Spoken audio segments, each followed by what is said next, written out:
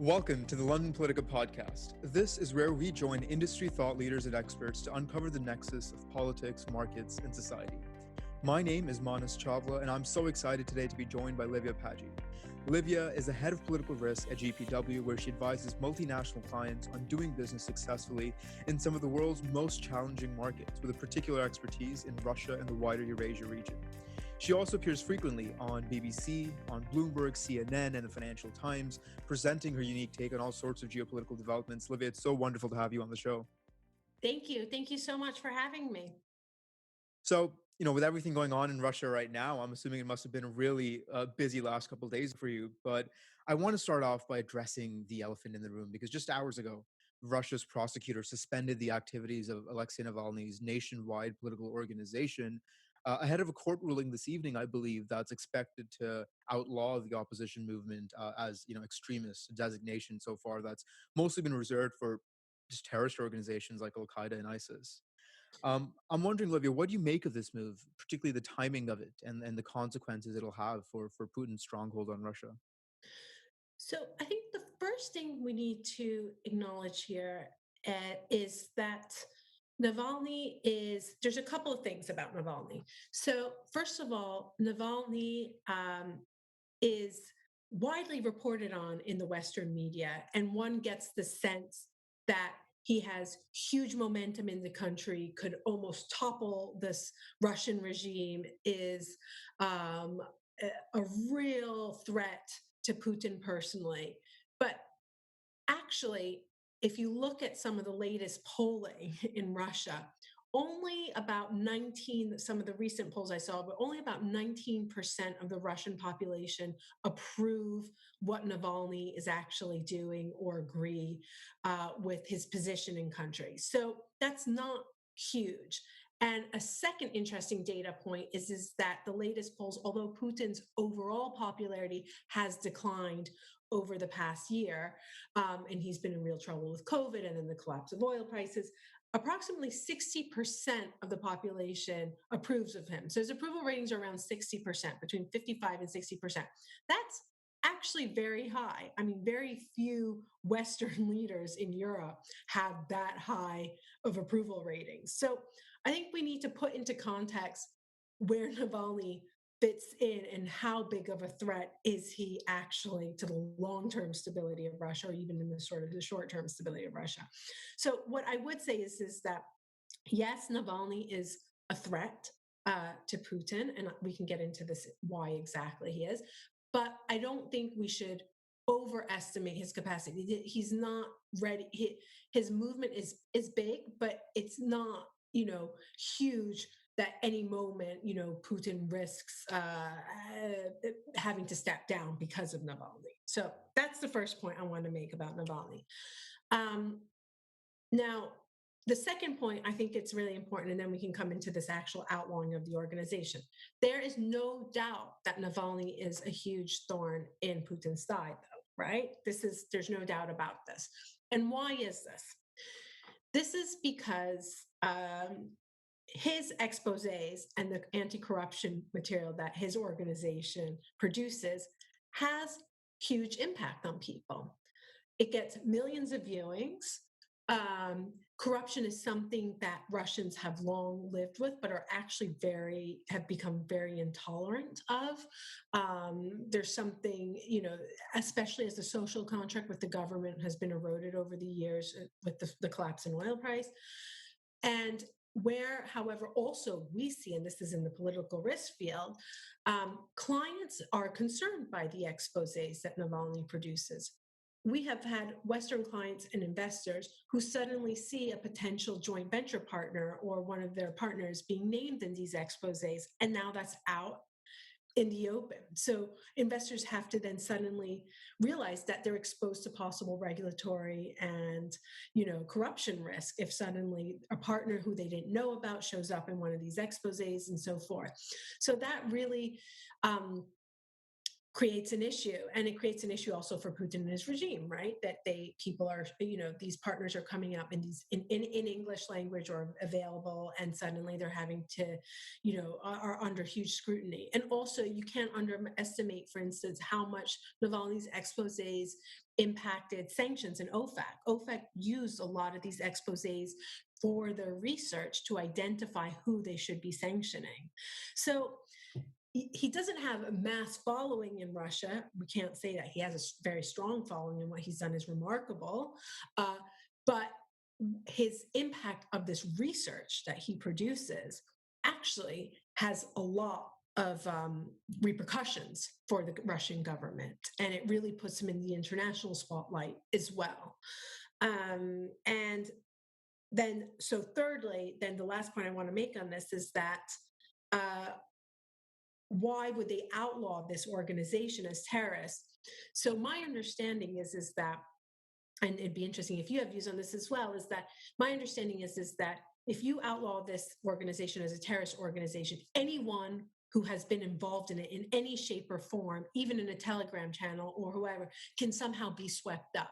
So it's a very aggressive law to really cast your net wide and basically scare and involve anyone who's been associated or even talked or maybe donated, and that is really a way to destroy the organization. By associating as a terrorist organization, you're putting very severe repercussions on it. And that's especially important because a lot of people in Russia may be scared to demonstrate or protest because they don't want to get arrested. They have families, and very reasonable reasons why you don't want to put your life on the line. But donate to Navalny, right? So you could be working at McKinsey or these consultancies that have banned you attending protests, but maybe you can't attend it, but you want to donate. But suddenly, if you're labeled as a terrorist organization and you're donating to a terrorist organization, right? That makes you think twice even before you then donate. So it's a very aggressive way to basically bring the organization on its knees and scare all of its even more passive supporters. Certainly, I mean, I completely agree.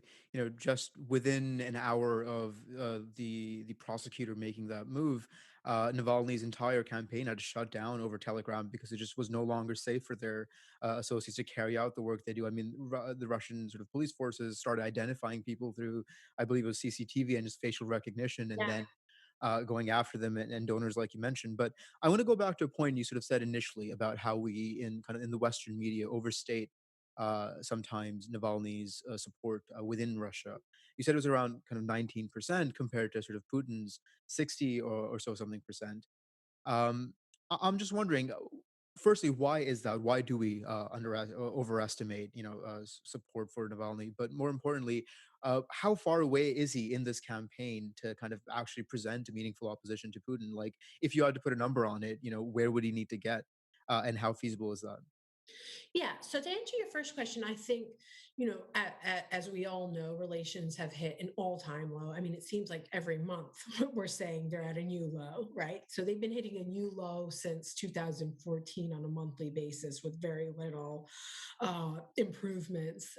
There was some speculation that they would be improved. They improved under Trump because Trump was a Putin supporter, but actually some of the toughest sanctions we've seen were rolled out under Trump's administration. So whether that was him driving it or someone else, that's questionable. But certainly, relationship did not improve under the Trump administration, and it doesn't look like it's improving under the Biden administration. So there is a lot of I do think press can be biased. Well, it is, all press is, and all press has agendas, and that's absolutely fine. But this I think the attention given to Navalny is in part because there is a sense that uh, there's a want there's a desire to believe that there's an opposition figure who could legitimately challenge Putin, and there's almost, I don't know, you could say a hope or an aspiration in that, which gives him a lot of coverage. And certainly, I think we can say also that the Western press does like to, rightfully so, you could say, to challenge what they perceive to be as dictators and authoritarian governments, and breathe life into what they could consider potential democratic movements. And Navalny is viewed as a grassroots democratic movement. So I think that's why he gets so much coverage. It's not necessarily intentional that they're trying to distort the picture, but he gets coverage because he's useful for the Western narrative, and there's also a genuine belief in what he does. So I hope that answers that question. But I think, secondly, how what his power is in the country. I mean, I think that's a very difficult to say. I mean, I from my research, I don't think there's an indication that in the short term he has the power to meaningfully create government change in Russia. But certainly, the smart voting system that he created, which enabled to, in Eastern Russia, suddenly to get new candidates, to that people could vote for new candidates. So that's genuinely creating a whole new grassroots movement in a part of Russia that never really had any kind of meaningful opposition or plurality in the political system. He's certainly, with these corruption exposés, he's shedding huge light. Everyone knows what's going on secretly, but to actually have it so explicitly laid out, and the wealth laid out in front of your eyes like that, I think that does seed, it certainly seeds a discontent. It starts to form the basis of something larger in the future, which certainly hasn't existed in Russia before. Certainly, yeah. And I think, like you mentioned, I mean, Navalny's been a trailblazer in sort of the anti-corruption crusade, and he detailed sort of an expose about what he called the Putin Palace, which allegedly cost more than $1 billion to build. I think it was something like 39 times the size of Monaco. Quite astounding. Yeah, yeah, And to most Russian people, I don't think that was a massive surprise because, like you said, after all, the Russians seem to have this sort of tacit agreement with the government to kind of overlook some degree of corruption in exchange for economic growth and political stability. Um, but do you think these kinds of exposés, if there are enough of them in volume and in the scope that they cover, do you think enough of these exposés can actually lead to a meaningful shift in the Russian social contract? In other words, what could be the tipping point here? I mean, I think a lot of it's going to depend on economic recovery from COVID, how that pans out, and that's not really clear yet. There's been some studies to show that actually a lot of the country's ability to recover from the pandemic depends on trust in institution, things like availability of vaccine, trust in institutions, and generally a system in place that can roll out a vaccination program. And Russia really doesn't score that highly in any of those things. Obviously, they do have a vaccine, but actually the distrust in the population to take it, and the distrust in the government generally over how they're handling it, was extremely high. So I think things like recovery from pandemic, things like oil price, sort of what will be the perfect storm. It's a little bit unclear. 2021 and 2022 is really where we're going to see the scar tissue from the pandemic, and in Russia we'll see that. And I think that in many ways is going to determine the trajectory of any opposition movement, and the population's tolerance for change. And I mean, I think we can't also underestimate how much has been constructed under Putin as well. I mean, a solid middle class came out. That's a lot of it's in part because of high oil prices, but he has um, made significant political and economic advancements for the country as well. And it is always that balance. So to answer what's the tipping point, difficult to say, but certainly oil prices and economic recovery from COVID will certainly give us a much clearer indication of what the social tolerance will be for Putin's government in the next few years. Right. And looking a couple of months ahead, we also have the legislative elections coming up in Russia, scheduled for this September. What are we likely to see here? I mean, could these elections potentially be a springboard for popular demonstrations against Putin's regime, or is it going to be the same old thing we see again? I mean, there was also elections last September, Duma elections as well. And I mean, there was a lot of polling that indicated that United Russia had lost a lot of its popularity. And there was a sort of hope that, especially in Karabakh and other areas, that, potential other figures could win seats. But actually, then the results came in and United Russia kind of came in with landslides. So I'm not entirely optimistic about these elections coming up in September in terms of any form of meaningful change. That's also in part because the electoral system's so entrenched and it's very controlled as well, and that's a very sort of that's a highly controlled process that takes place. So I do have my doubts on that, and it seems likely that United Russia will come through again. Yeah, I mean, I don't think many people are optimistic either, but, to entertain kind of a hypothetical here, say this is the end of Navalny's sort of opposition campaign with what we've seen today, or maybe perhaps in the in the next couple of months. How do you think we might kind of remember that, if this is after all the end of sort of Navalny and what he's doing? I mean, is that going to be seen for Putin as revealing a genuine fracture, or actually eroding his legitimacy in any substantial way, or is the fact that Putin ultimately kind of rides out the Navalny wave even going to sort of reinforce domestic legitimacy in him? I mean, I think that I think even without let's we don't know what's going to happen with Navalny exactly, but I think my understanding of the organization is that they're very well organized and they have plan B, C, and D and E. I mean, to make sure that the momentum continues with or without Navalny. And I think we have spoken to a number of contacts in Russia, and actually not enough credit is given to Navalny's wife, Yulia. And Yulia very much is also, from my understanding, a real politician, even though she's often just seen as the wife of Navalny, who accompanies him, gets him out into Germany, gets him back in, and is always there. She's actually, a huge brains behind the Navalny organization as well. And all the decisions, even the decision to take Navalny, uh, bring him back to Russia, even though they knew that there was such a high risk that he would be imprisoned right away.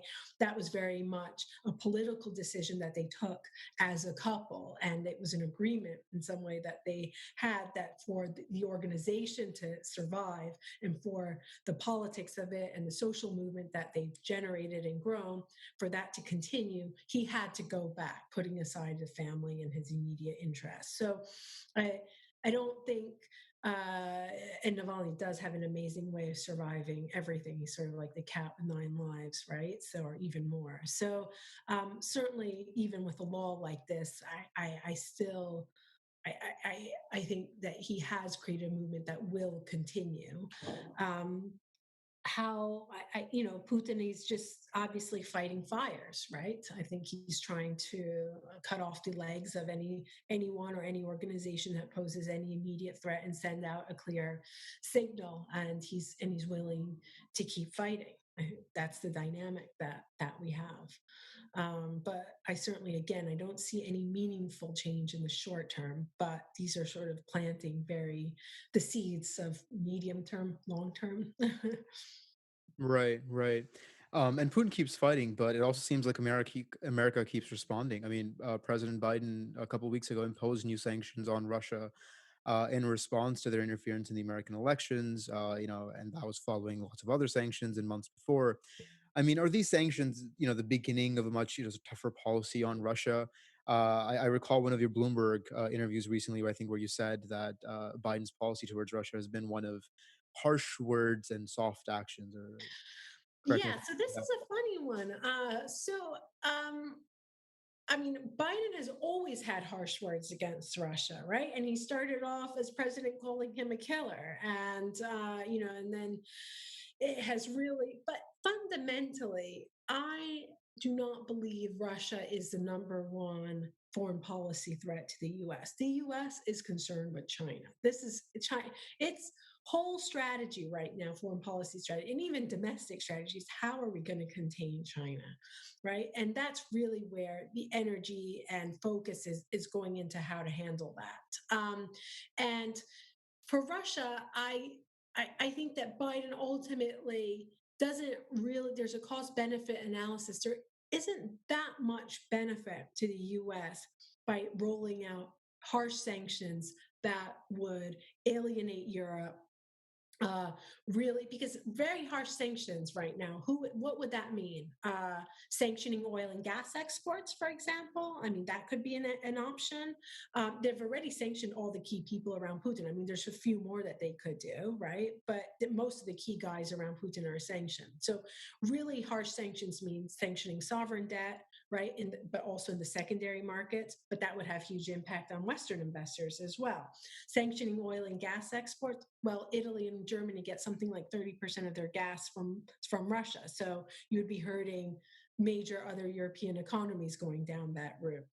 What are the other options? Sanctioning major oligarchs. Okay, well, then you could have another Rusal sanction, right? So they sanctioned Deripaska, got Rusal, but that had major implications for the global tin market and metals market. So I think they need to weigh up these things, right? So yes, you can go nuclear option, but that also means that you're hitting other countries and investors who are just doing business with Russia.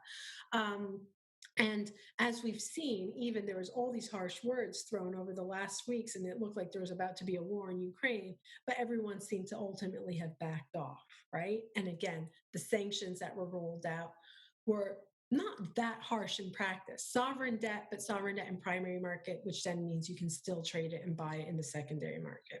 Not not that tough, really. It's fine. It's manageable. And a few names no one's heard of, and a few diplomats who's no one heard of were also expelled. Sort of. So big headline, but substance really not that much of an impact in practice.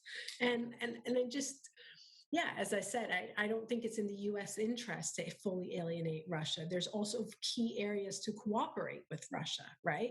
So you need to cooperate on climate. That's a huge policy of Biden's that he's bringing forward. You need the Russians on board to cooperate on climate. You need to cooperate to contain China. Russians also want to contain China. If you fully alienate Russia, that's just pushing them into China orbit. Russians are already in the Chinese orbit. So I think he's playing a delicate balancing act.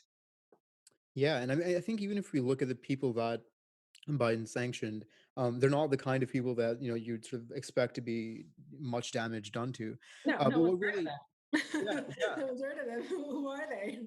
right. And so what really struck out to me was, I think a couple perhaps weeks or months ago, Navalny's campaign gave Biden a list of people like these are the oligarchs that you should be sanctioning, and these are the guys with properties in Miami and Florida and mansions there, and sort of all their kind of money shielded in Western countries.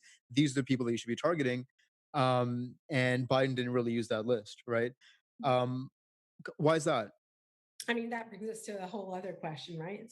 It's our corrupt financial systems that we're all interconnected, and that actually we Western banks. I mean, I don't know if this is why specifically Biden, but this what you're talking about raises a whole other slew of questions, which is, should Western financial institutions who have made huge profits from managing Russian oligarchs' money? Lawyers have made a killing from representing these figures, and our entire, and Russians have become very good at using the UK justice system to fight their battles, and have become excellent at laundering their money through the UK financial system. But again, the UK, for example, enacted what was the wealth order regulation that sought to basically sanction people who had unexplained wealth. Right, you couldn't give houses to people, but again, that really had no teeth, because really giving teeth to something like that means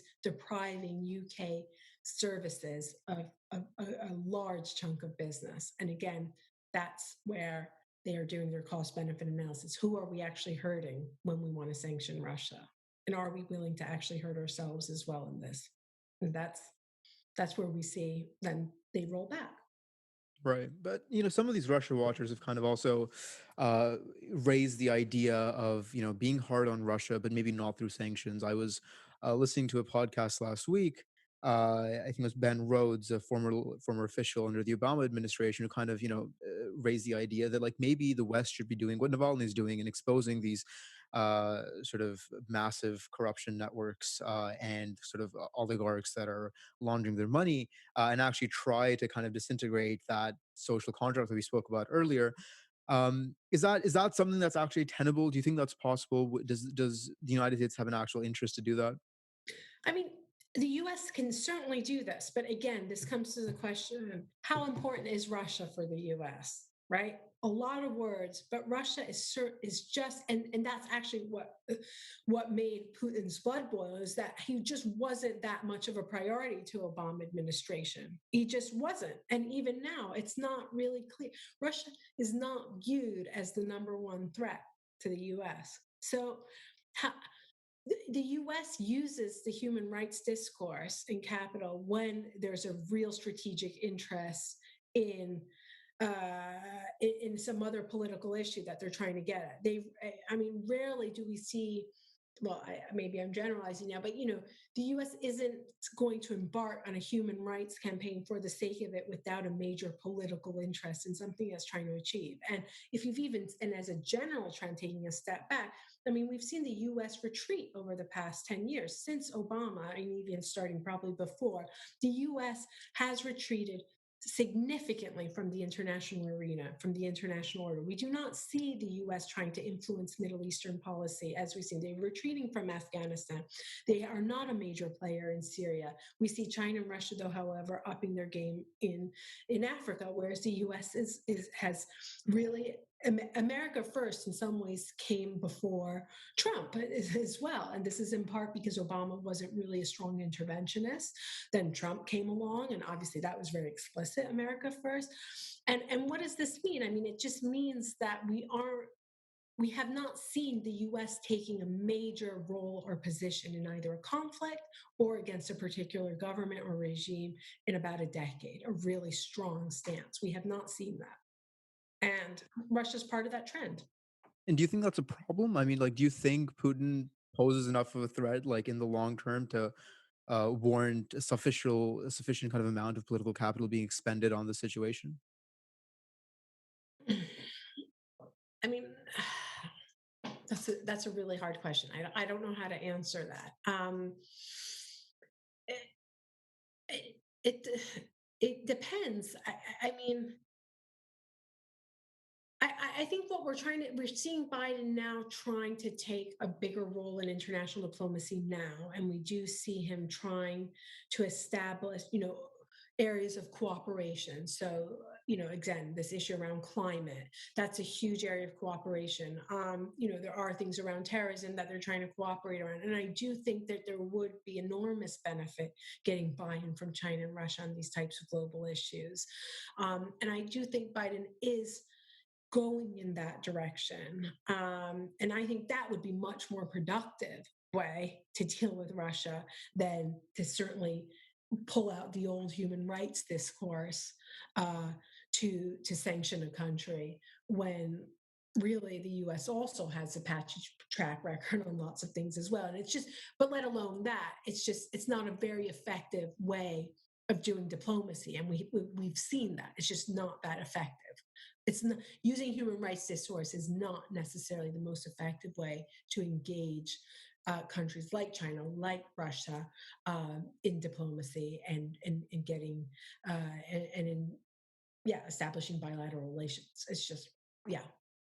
Right. And we're talking about human rights rhetoric in China and Russia. And I think there's an interesting crossover there because, the last few months, every single month, like you said, even with US China or US Russia relations, it's been, the worst, most deteriorating relations, sort of lowest point in a long while. And listeners might kind of recall the US China summit that took place in Alaska a month ago, where we saw a lot of hostile rhetoric Yeah. exchanged between the two sides. Yeah. Um, and I think that made a lot of people overlook just a week after that, Russia and China signed to join an agreement where they rejected what they call the politicization of human rights, which is clearly aimed at the Yeah. United States and the Yeah. West. So, I mean, what is the future of Russia-China relations, and what part does that dynamic play in the relationship with America? So it's interesting. So both countries have sought to de-dollarize their economies.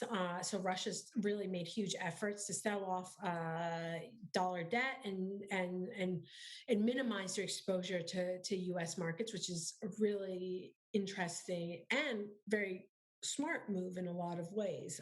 And that's why, in many ways, actually the damage of sanctions that did on their economy was actually much less so because Putin had prepared the country to navigate that, by reducing its exposure. And so, what that has meant is that Russia has become much closer to China over the past few years, and we see them collaborating on oil and gas projects. We see them, being huge players together, both in Africa now. So in the Central African Republic, they're both very active now. In the DRC, in Chad, I'm doing a lot of work on Africa now, and we see both Russia and China continuously coming up.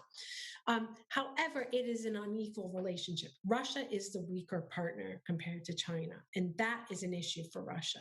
So even in Central Asia, the Chinese are offering the Central Asian states all the infrastructure, right? All the cash. Russia still has political power, which is important. And obviously, there's huge linguistic and shared history, right? As being a former part of their former empire, former colonies. But China has the upper hand still in all of these dynamics. And there was a huge gas deal a few years ago, again, when all the finances were then, the numbers were revealed on the gas on the gas transaction. It came out that Russia had really got the shorter end of the stick on this deal. So I think that's the dynamic we're seeing. Yes, Russia's going towards China out of necessity. They are announcing collaborations. They certainly view the world in a lot of the same ways, but Russia simply does not have the economic clout that China does, and will not in the near future. And that's something that they have to accept, and they're the weaker partner. And are the Russians putting up opposition to that? Like when China's throwing in all this wealth in Central Asia, which really is their kind of former backyard, is that something that could actually drive a rift between them?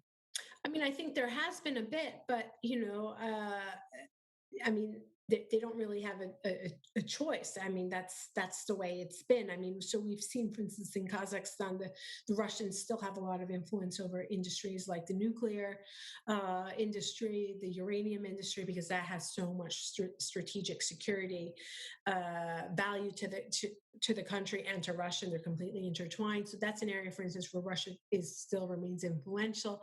But oil and gas, I mean, it's a minimal influence compared to the Chinese in Kazakhstan, for example, which is an interesting shift. Difficult to, yeah, that's, I don't know if they're happy. They're certainly not happy, but that's the way it is at the moment. Right. Right. No, really fascinating. I also want to kind of shift this discussion a bit more towards the political risk industry and kind of an overview of it in general, because you've been in this industry for quite a Yeah. while. What's changed in the time that you've been there, and what do you see changing in the future? So first of all, this was a sector that really oil and gas and extractive companies wanted and needed. They are the ones, because they were signing these huge 40-year contracts with the government. They needed the political support. And I think now what we're seeing, a huge shift, and this is fascinating for us both who are in the sector now, is that now almost nearly all sectors are exposed to political risk and have to think about it. You cannot operate in the economy and markets that we are now in 2021 post COVID in a political vacuum. Basically, you need to be so aware of the wider trends that are happening. You need to be aware of your supply chains. If you're a tech company and you're operating in emerging markets, you need to understand how they're storing your data, right? Data is the new oil, as they say. But it is true, Russians are storing tech companies data. They're using the YouTube to find out who's opposing them, who's not. So all tech now has to worry, tech policy teams now have to worry hugely about political risk. Oil and gas always and continues to be. Mining, now services, financial services as well, with sanctions, for example. They have to be deeply aware as to who they're doing business with, who they're giving out money to. And what else? What other sectors are we working with a lot? Development banks, as there's a whole reconstruction of the world post COVID. All these banks now are giving out loans to rebuild these economies, and everything touches on the issues that we've been discussing today. But obviously, they play out differently in different countries. Is how resilient are governments? What are the human rights repercussions? What are they going to do with our data? How can we negotiate good contracts? Are we going to get into trouble for negotiating such contracts? So uh, that's a huge. There's been a huge diversification of types of companies that now really cannot ignore these types of issues. So that's a major change, I think. Right, right. And oil and gas and mining in these industries, I mean, they've been, kind of dealing with political risk services for the last 30, 40 years as soon Yeah, as it kind of came out. But just even with working with some of the clients that we have at London Politica, I think the industry that's possibly least well prepared to manage political risks is sort of just the tech sector, yeah, and a lot of the blunders that we've seen in the last 5 years, every congressional hearing with Facebook, all the sort of things going on with SoftBank and other sort of unicorns. Um, it doesn't seem like that industry has really grasped the importance of political risk, perhaps not as well as it should have. yeah. Do you agree with that?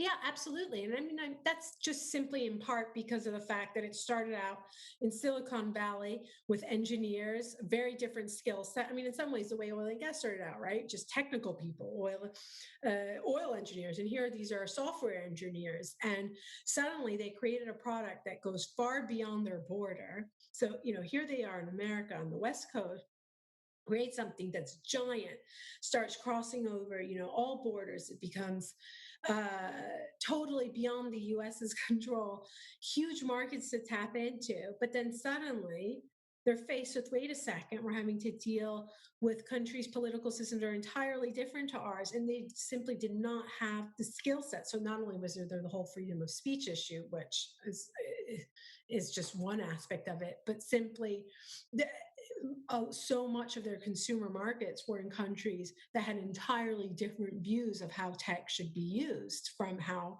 they viewed it.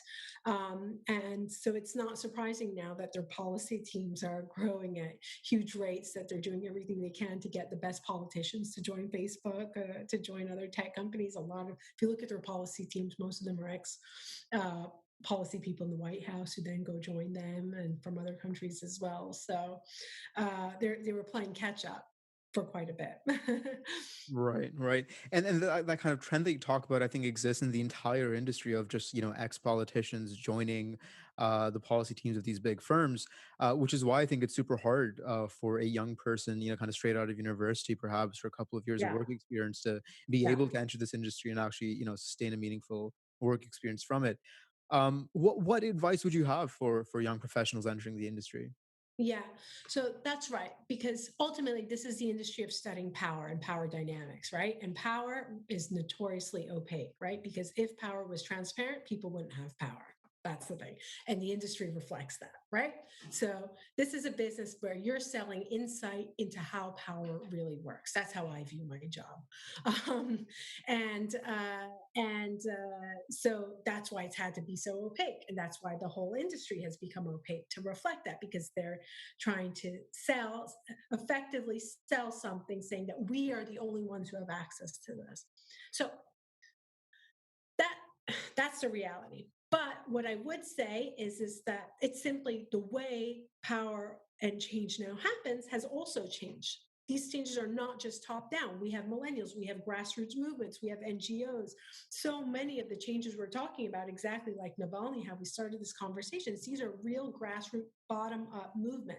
So that means actually for people who want to enter this sector, we provide huge value and input into how bottom up structures are working as well. We don't need to just provide the top down insight of to what the military thinks about a situation. I mean, that's also very important, obviously, and a major piece of the puzzle. But the insight you can provide is enormous into how things are working in the ground. Where are the social movements coming from? So it's changed dramatically how change takes place, right? So my advice to young people is actually there's so much that you can offer in terms of viewpoints and fresh viewpoints, because a lot of these big old entrenched corporates simply have overlooked so much of the major risks that have impacted them simply by not giving enough weight to an environmental movement or enough weight to a social movement. And where young people can really help come in and help is by providing those types of insights from the bottom up. But secondly, my real key advice for people who want to work in this sector is that regional expertise is very important. Understanding, having foreign languages, or not necessarily foreign language, but having a real area of expertise that's yours. That's no one can take that away from you, right? This is a huge field, international relations. It basically means we're studying the world. So where are you coming at something? What's your specific view, and really cultivate that. I started with Russia and the former Soviet Union. Now I cover emerging markets globally. But really, the way I made my mark was I had really specific expertise in Armenia, these countries no one had ever been to, Armenia, Azerbaijan, Kazakhstan, Tajikistan. I was 23 when I went to Tajikistan. I was on the Tajik-Afghan border, and I didn't even know where Tajikistan was when I first went there. I had to look it up on the map. But that, no one could take that away from me, that level of expertise. And that's where you start slowly adding value, and then you build up. Right. No, definitely. And that seems like to be the general trend as well. Like Ian Bremmer started as an expert, was it in Kazakhstan, Yeah, and yeah, then built his way up from there last week. absolutely. Yeah, yeah, Absolutely, because you've got to start somewhere, and having niche knowledge of a country that no one's bothered to learn. Everyone sits back and pontificates, but when you come in with a very specific area, that's where your value is. And I really recommend that to young people in this field, that stay clear from some of the broader IR stuff, the IR theory. Stay clear from sort of general topics around conflict theory and all of these things. I mean, those are great if you're interested in academics, but if you really want to get onto the practical nuts and bolts, get field experience, get out there, get on the ground. That's how you learn. That's where you understand how the world really works. right. And you gave a really pithy kind of description of the industry when you said, this is what understanding how power works and where power is located. And I guess like the value proposition of every political risk firm or every analyst is how they can locate that through their network. Yeah, And that kind of reliance on human intelligence yeah. and human sources has sort of dominated everything that these firms seem to do.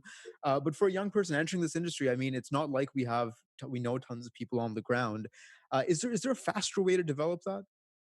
But that's what I mean. So if you go out into the field, right, you will develop your contacts. And it shouldn't be that you're necessarily, but those are your relationships. That's part of your journey of learning about the world, is meeting people and talking to them. So that's why I really do recommend going out into the field. So for instance, we recently used someone who had spent a lot of time working at NGOs in Central Asia. And that was invaluable to our project because he had bothered in his 20s to go out and spend time working in that area. But very few people actually have that access to the NGO sector in Central Asia, for example.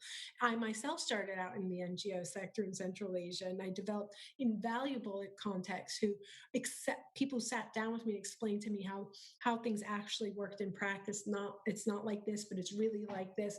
So that's the context.